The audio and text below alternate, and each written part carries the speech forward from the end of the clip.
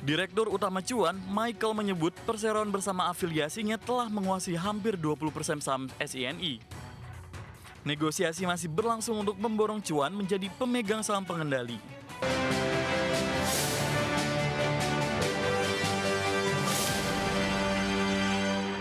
Pemirsa PT Petrindo Jaya Kreasi Tbk atau Cuan melalui anak usahanya resmi menjadi pemegang saham PT Singaraja Putra Tbk atau SINI. Langkah ini memperkuat sinergi bisnis antara Prajogo Pangestu dan Happy Hapsoro di sektor batubara. Anak usaha Cuan PT Kreasi Jasa Persada memborong 94,94 juta saham SINI. Jumlah tersebut setara dengan 19,14% dari total modal ditempatkan dan disetor SINI. Transaksi ini memperkuat posisi Cuan sebagai pemegang saham strategis di emiten batubara milik Happy Hapsoro.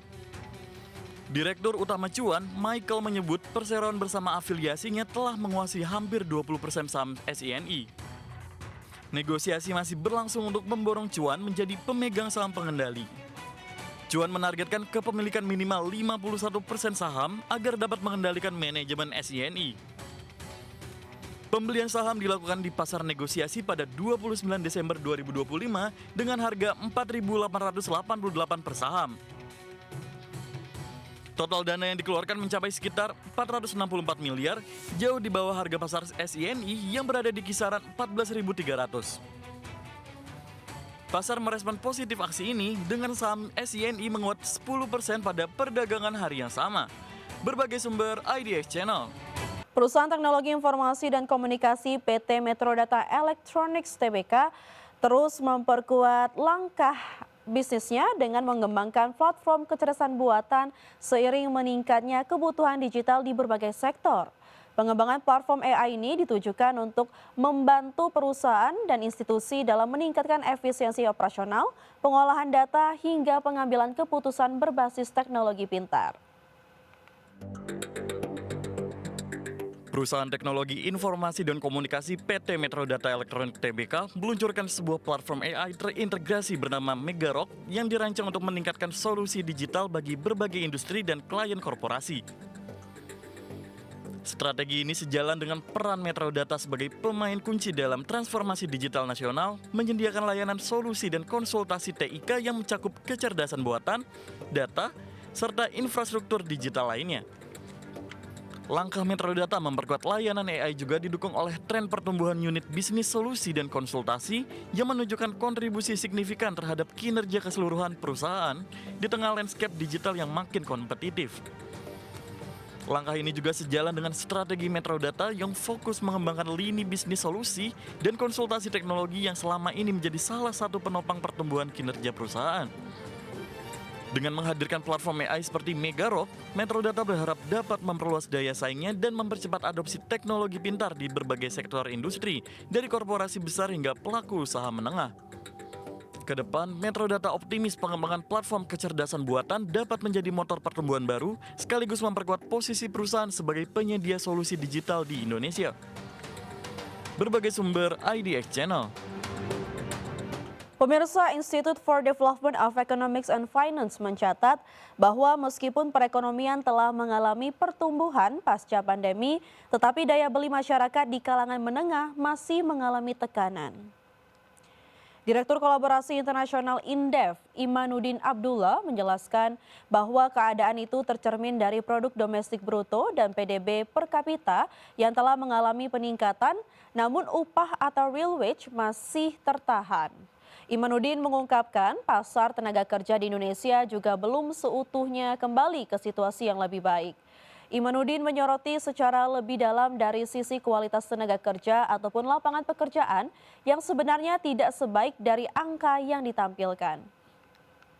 Tenaga kerja ini belum seutuhnya kembali ke situasi yang lebih baik seperti itu.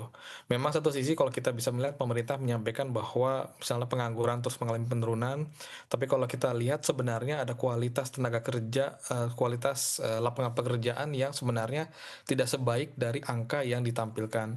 Misalnya katakanlah kalau kita membagi antara pekerja penuh, pekerja paruh waktu, dan pekerja setengah pengangguran, kita bisa melihat bahwa justru pekerja penuh ini terus mengalami penurunan seperti itu ya. Tapi di saat yang bersamaan setengah pengangguran ini justru mengalami peningkatan. Artinya apa?